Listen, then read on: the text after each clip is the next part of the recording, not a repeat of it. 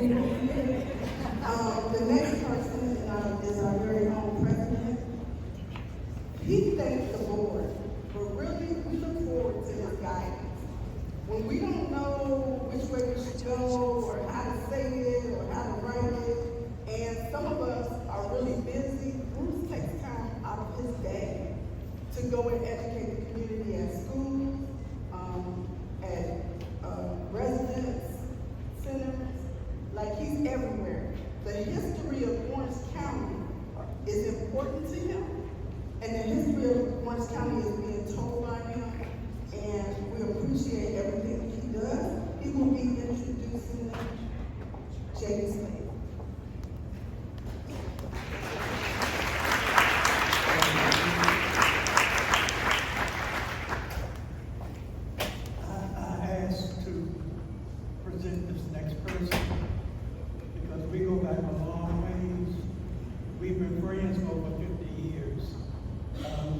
JD and I were classmates, Orange County High School class of 1973. When I knew him as Robert Wade, later to be known as J.D. Slade.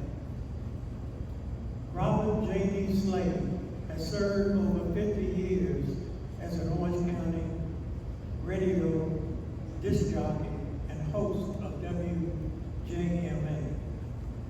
At just 16, Bob entered the WJMA radio station, expressing his desire to become a disc jockey. Bob recalls that the preparation was far from glamorous. He spent months reading copy into a microphone to work on pronunciation. After persistent efforts, Bob finally got his chance to go on the air.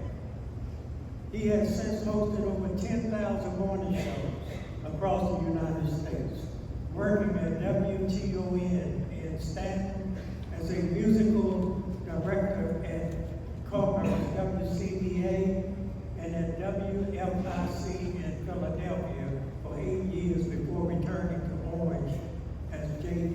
Slade. Bob has become a beloved figure in the community, known for his distinctive voice, engaging on-air presence, and genuine connection with listeners. He has seen many changes in the industry, from the advent of digital streaming to the consolidation of radio networks.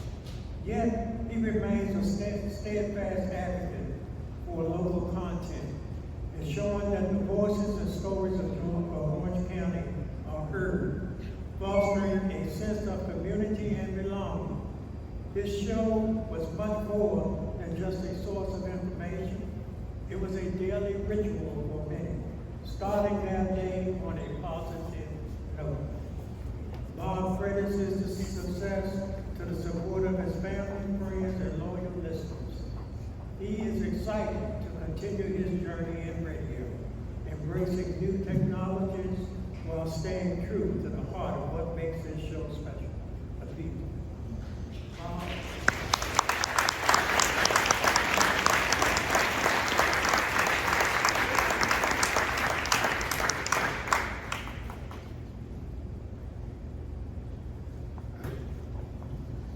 All right, well, first off, let's make sure that everybody can hear you.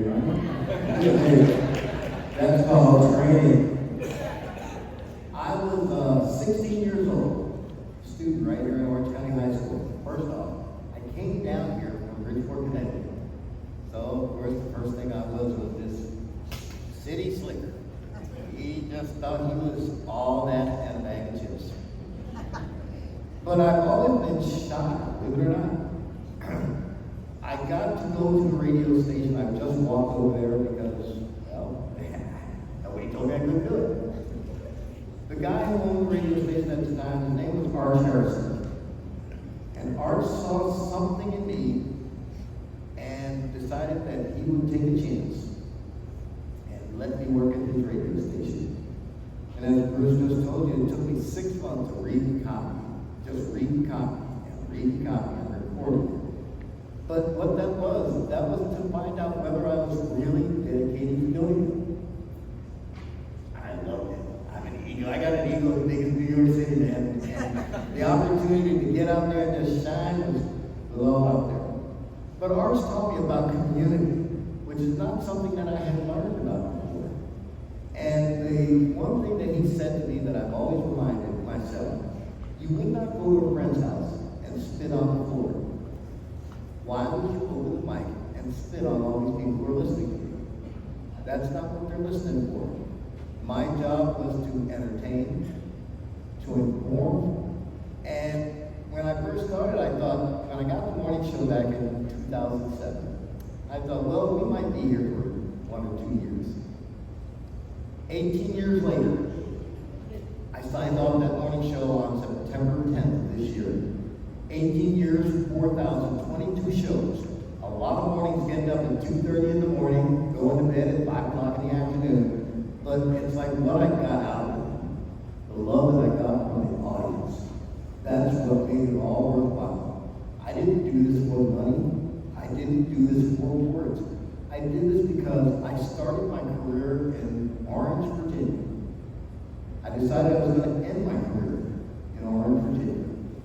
And all the people who followed me and who backed me and who rooted for me, even when I was a knucklehead, the thing was that they knew that I had the right heart for it. And when I came down here from Connecticut, it was like, oh God, I don't want to be here now. I wouldn't be here on a bet. You couldn't pull me away, and if you did, I'd be kicking and screaming. Because I have found that Orange County is a pretty damn good place to live. And I want to thank the Orange County African American Historical Society for recognizing that I didn't do what I do for awards. I didn't even do it for congratulations. I did it because I love the community that I serve. And I still do. And I will until, of course, they put me that 69. Again, thank you so much for this. God bless you. Thank you so much.